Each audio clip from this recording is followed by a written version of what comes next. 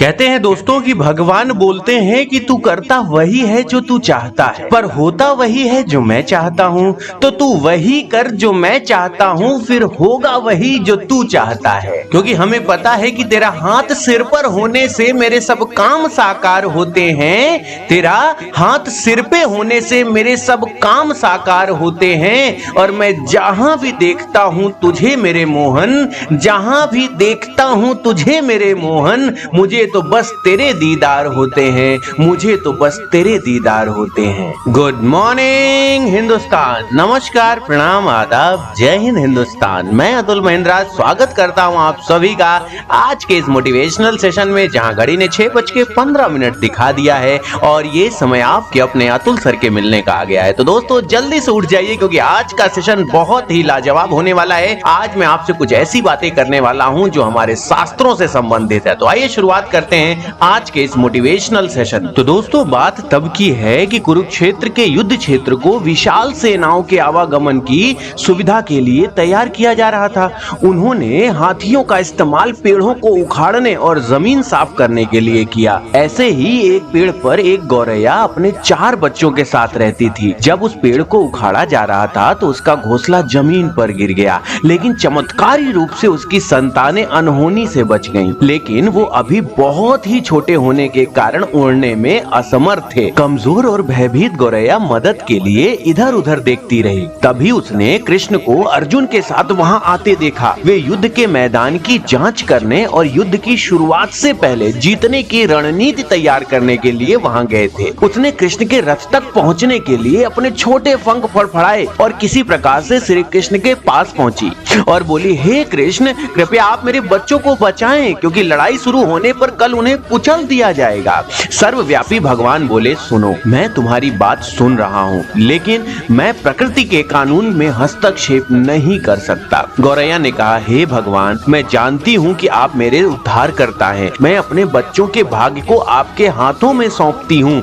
अब यह आपके ऊपर है कि आप उन्हें मारते हैं या उन्हें बचाते हैं। काल चक्र पर किसी का बस नहीं है। श्री कृष्ण ने एक साधारण व्यक्ति की तरह उससे बात की, जिसका आशय था कि वहाँ ऐसा कुछ भी नहीं था जिसके बारे में वो कुछ भी कर सकते थे। गौरैया ने विश्वास और श्रद्धा के साथ कहा, प्रभु, आप कैसे और क्या करते हैं वो मैं नहीं जान सकती।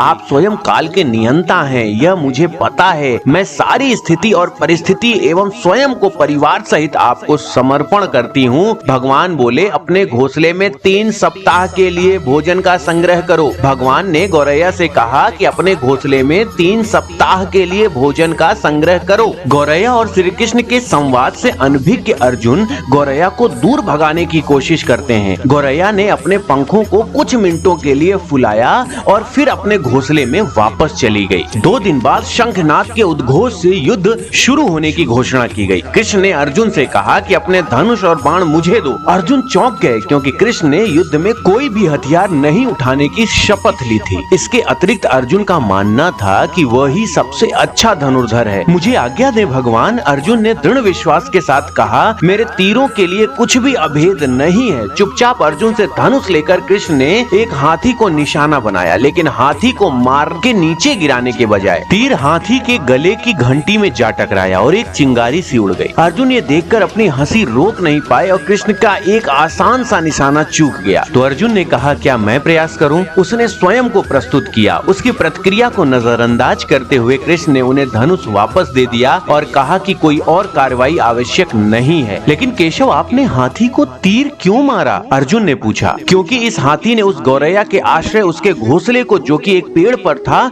उसको गिरा दिया था। कौन सी गौरैया? अर्जुन ने पूछा। इसके अतिरिक्त हाथी तो अभी स्वस्थ और जीवित है, केवल घंटी ही तो टूटकर गिरी है। अर्जुन के सवालों को खारिज करते हुए कृष्ण ने उसे शंख फूंकने का निर्देश दिया। युद्ध शुरू हुआ। अगले 18 दिनों में कई जानें चली गईं। अंत में पांडवों की जीत हुई। एक बार फिर कृष्ण अर्जुन को अपने साथ सुदूर क्षेत्र में भ्रमण करने के लिए ले गए। कई शव अभी भी वहाँ हैं, जो उनके अंतिम संस्कार का इंतजार कर रहे हैं। जंग का मैदान गंभीर अंगों और सिर बेजान सीढ़ियों और हाथियों से अटा पड़ा था। कृष्ण एक निश्चित स्थान पर रुके और एक घंटी, जो कि हाथी पर बांधी जाती थी, उसे देखकर विचार करने लगे। अर्जुन, उन्होंने कहा कि क्या आप मेरे लिए ये घंटी उठाएंगे और इसे एक तरफ रख देंगे? निर्देश बिल्कुल सरल था, परंतु अर्जुन के समझ में नहीं आया कि आखिरकार विशाल मैदान में जहाँ बहुत सी अन्य चीजों को साफ करने की जरूरत थी, कृष्ण उसे धातु के एक टुकड़े को रास्ते से हटाने के लिए क्यों कहेंगे। उसने प्रश्नवाचक दृष्टि से उनकी ओर देखा। हाँ, यह घंटी, कृष्ण ने दोहराया, यह वह घंटी है जो हाथी की गर्दन पर पड़ी थी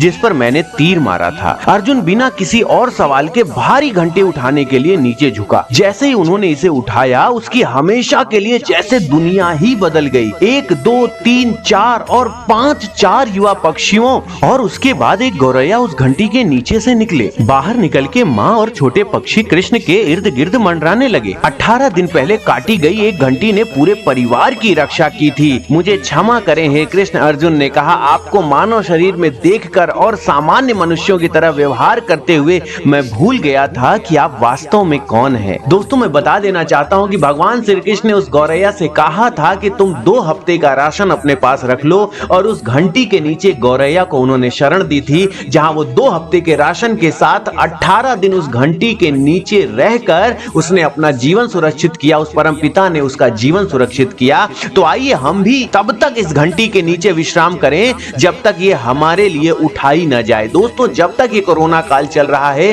तब तक आप अपने घर में रहें, यानी इस घंटी रूपी घर में रहें और उससे बाहर ना निकलें। और जैसे ही चीजें सही हो जाएं, सामान्य हो जाएं, फिर से जिंदगी सुचारू रूप से चलने लगेगी। तो आशा करता हूं कि आज की इस कहानी से आपको बहुत कुछ सीखने को मिला होगा। तो दोस्तों, यही कहूंगा जाते जाते कि ईश्वर पे विश्वास करें। ईश्वर रूपी हमारे माँ बाप, हमारे बड़े, हमारे बुजुर्गों की बात माने, उनके कहे मार्ग पर चले, उनके द्वारा दिखाए गए रास्ते पर चले और जीवन को सफल बनाए। अगर आपके पास भी दोस्तों ऐसी कोई कहानी है तो आप अपने अतुल सर के लिए जरूर भेजें, जिसे मैं पूरे हिंदुस्तान के सामने रखूंगा। और आपकी कहानी मोटिवेशनल गुरु अतुल सर, जी हाँ, मेरा टेलीग्राम चैनल है मोटिवेशनल गुरु अतुल सर। इस मोटिवेशनल गुरु अतुल सर चैनल पर आप अपनी कहानी, अपनी शायरी, अपने जो भी आपकी कहानियां हैं आप यहाँ पे भेजेंगे, जिसे मैं पूरे हिंदुस्तान के सामने लाऊंगा और जिससे पूरा हिंदुस्तान लाभान्वित होगा। तो जो भी आपके पास कहानी हो मुझे जरूर भेजें। आप सभी का सहृदय धन्यवाद। इसी तरीके से मस्त रहें, खुश रहें, सलामत रहें और जीवन में ऐसे ही आगे बढ़ते रहें। तो thank you so much for your love and support. Always be happy and enjoy every moment of your life. Thanks lot. Thank you so much.